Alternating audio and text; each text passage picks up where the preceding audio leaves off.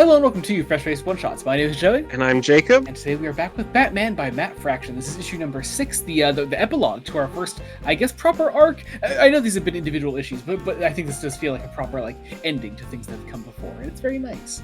I do really like this issue. I'm a big fan.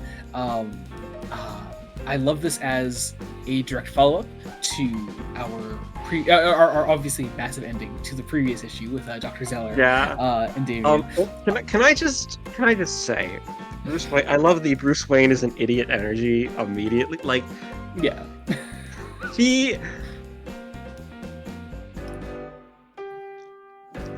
So the idea is he doesn't want to admit that he fully admits that Damian Wayne is Robin.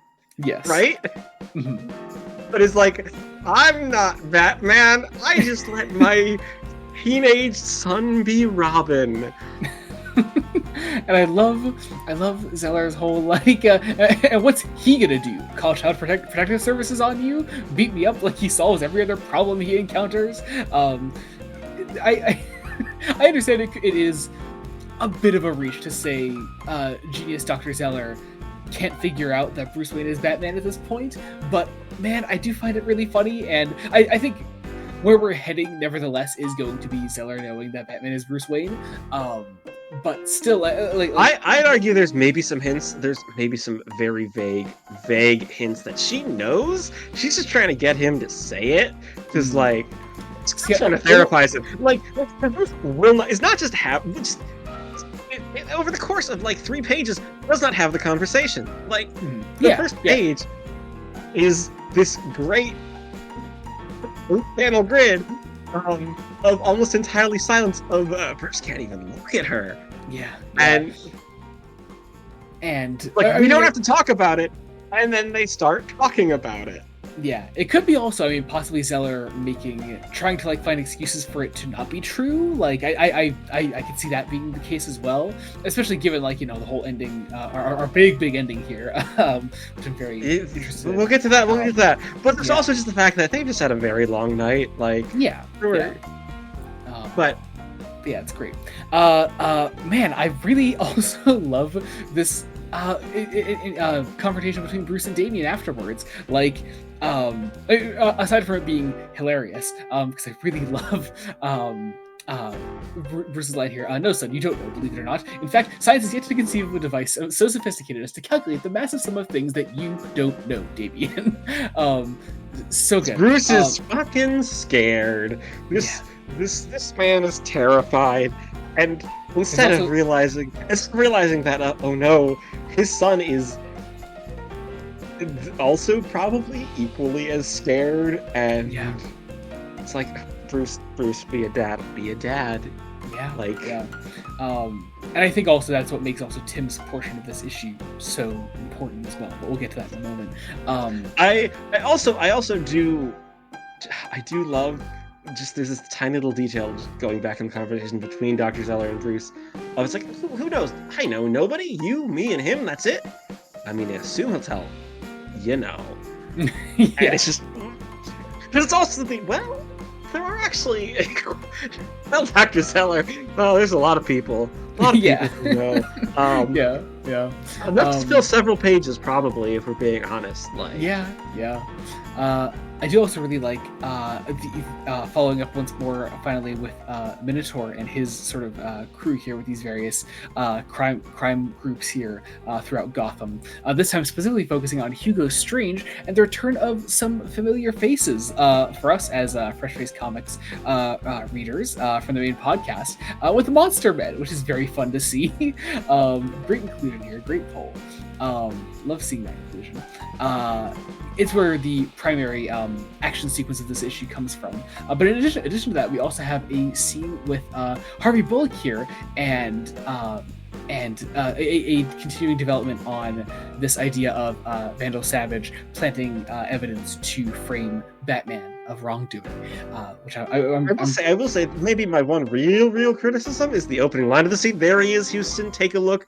Last of his kind, an honest cop in Gotham. Is Harvey Bullock an honest cop? I don't think Harvey Bullock is an honest cop. But also he's reading a dirty magazine called Playbird with Big Barda on the cover.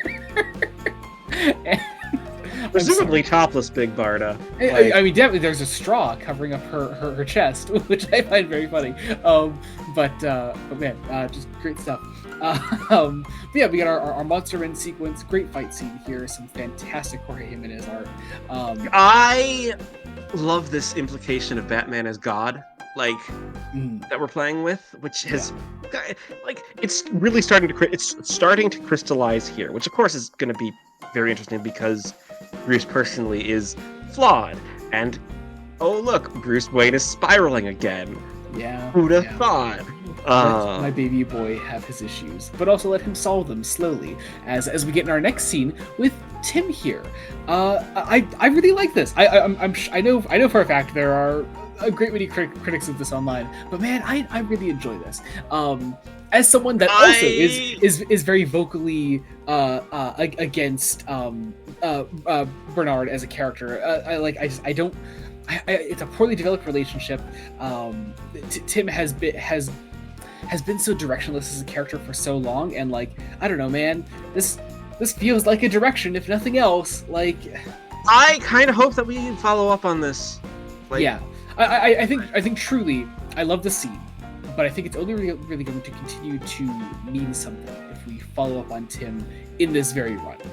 It's not enough to write off Tim and let another book deal with him.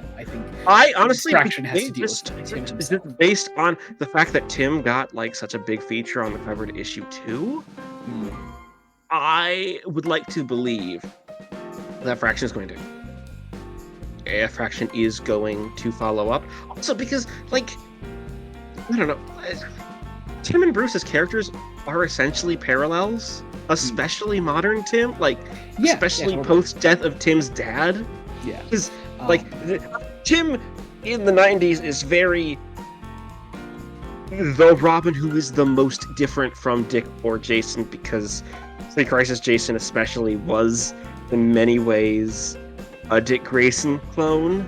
Yeah, exactly. At least in his conception. By the time you get to Crisis, that changes a lot in his personality, and then his origin changes, and he doesn't become the angry one. He becomes, honestly, the one that kind of really does fit the 80s as a decade. I have thoughts on the various Robins. Can you tell? Of course. But no, I think Fraction has chosen a direction for Tim. I would like to continue looking within that direction, because I've been jerked around before. Chip Zdarsky made Tim a really big part of the first 2 arcs of his Batman run, and then he just wasn't. And he was great in that early Zdarsky stuff, but then he just stopped being important, and I just don't get why this keeps happening. So I want to see Fraction continue to pursue this character in a meaningful way. I would like to think the Damian scene has a lot to do with that as well. I was going to say the fact that it ends with a handshake, the line, "You can always come back, I know, but I hope you never have to," and Tim forcing a hug. Yeah. There is something especially impactful of the line, "What else have we been fighting for if not that?" I think that's brilliant as well. But I like the Damian scene. I like Damian being responsive to that. I think also this is of course not just a response to Tim, Damian being mad at Tim. It's Damian being mad at his father. It's Damian being mad at Bruce, and taking that out on Tim and not giving them the goodbye that they deserve. Because then the last page of I'm gonna take the last scene is of the issue. Let's be honest, that is really an epilogue of a tease of things to go. We'll talk about that. So the last page of the story proper, with these 4 panels of Damian Zeller, our gangster with his dead loved ones, and then Bruce, all in that frame. I'm like, we are following up on this, right? Yeah. I would say if we don't follow up on this, the run is going to fail.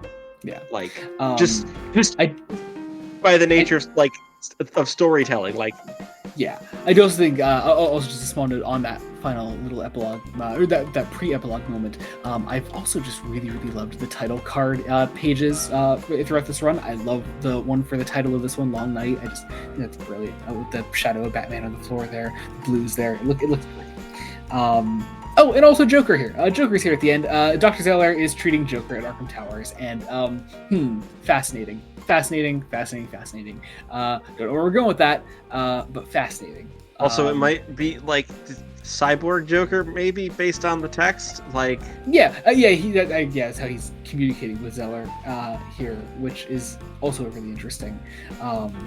But yeah, I'm obviously we'll find out more about that as we go along. But looking forward to wherever that's going, as Zeller has been probably my favorite original character in this run so far. She's pretty great.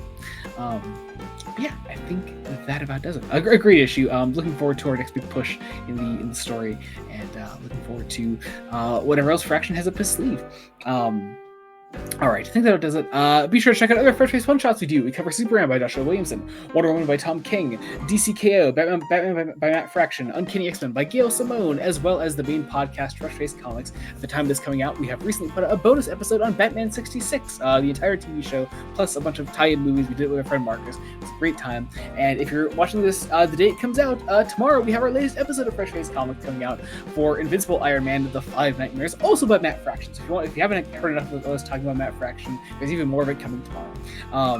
Otherwise, there's our patreon.com/Blood Studios. You can get all kinds of fun things there, like early Star Trek reviews, exclusive Star Trek commentaries, Fresh Face extras, bad movie commentaries. If you're not into any of that, though there is a lot of it, there's also a general support tier. It's only $1 a month. You get your name down in the description of every video we put out. People are seeing you, see your name down there, see you're a cool person, and they'll want to be a cool person too, and they'll join the Patreon. That's how it goes.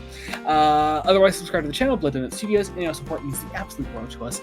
Until next time, this has been Joey Morgan and Jacob Licklider. Goodbye. Goodbye.